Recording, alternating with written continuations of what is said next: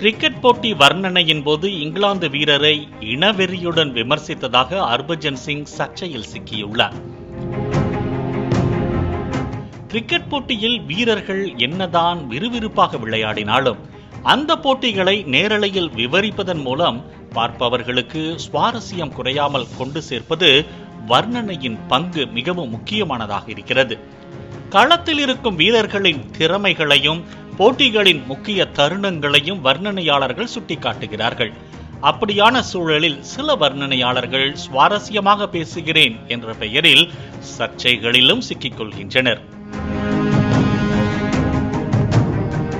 இந்திய அணியின் டெர்மினேட்டர் என்று செல்லமாக அழைக்கப்படும் ஹர்பஜன் சிங் இந்திய அணியிலிருந்து ஓய்வு பெற்ற பிறகு IPL போட்டிகளில் மட்டும் விளையாடி வந்தார்.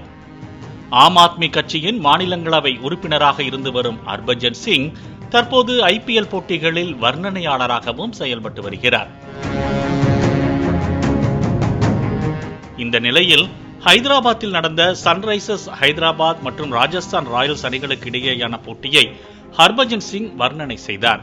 இந்த போட்டியில் முதலில் பேட்டிங் செய்த ஹைதராபாத் அணி 20 ஓவர்களில் 286 ரன்கள் குவித்தது.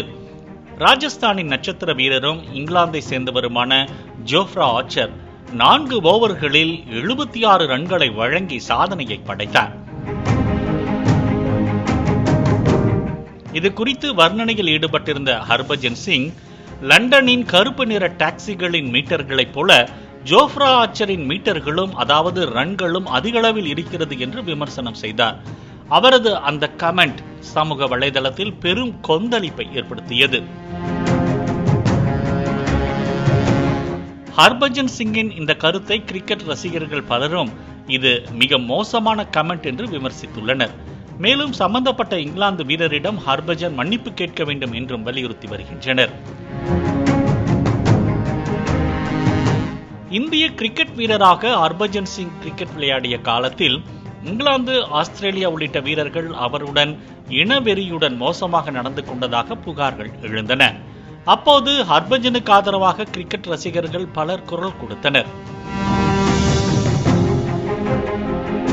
இப்போது அதே ஹர்பஜன் இன்னொரு வீரரை பார்த்து இனவெறி சர்ச்சை ஏற்படுத்தும் வகையிலான கமெண்ட் செய்திருப்பது இந்திய ரசிகர்கள் மத்தியில் அதிருப்தியை ஏற்படுத்தியுள்ளது.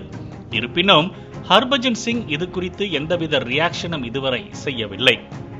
கிரிக்கெட் போட்டிகளின் போது வர்ணனையாளர்கள் இது போன்று கமெண்ட்ரி செய்து சர்ச்சையாவது என்பது இது ஒன்று புதிதல்ல. இதற்கு முன் பலமுறை இப்படி வர்ணனையாளர்கள் சர்ச்சைகளில் சிக்கியுள்ளனர்.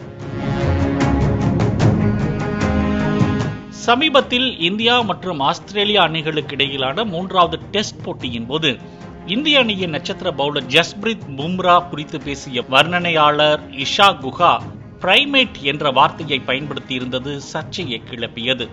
பும்ராவை விலங்குடன் ஒப்பிட்டு பாராட்டுவதா என்று இஷாவுக்கு எதிராக ரசிகர்கள் அவர் பக்கம் திரும்பியது சமூக வலைதளங்களில் இஷாவுக்கு எதிர்ப்புகள் வலுத்து வந்த நிலையில் அவர் உடனடியாக அதற்கு வருத்தமும் தெரிவித்தார்.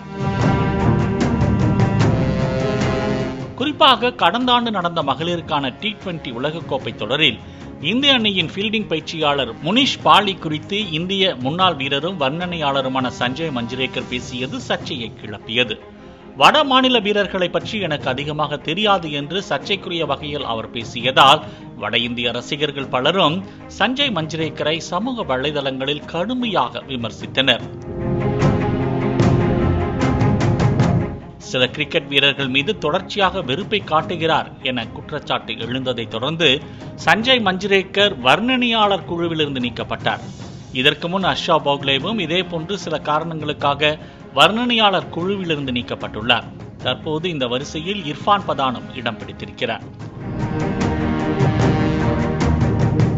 கிரிக்கெட் வெறும் போட்டி என்பதை தாண்டி அதை விளையாடும் வீரர்களை கடவுள்களாக பார்க்கும் ரசிகர்களின் உணர்வுகளுக்கு மதிப்பளித்து கவனத்துடன் கமெண்ட்ரி செய்ய வேண்டும் என்பதே அனைவரின் கருத்தாக இருக்கிறது.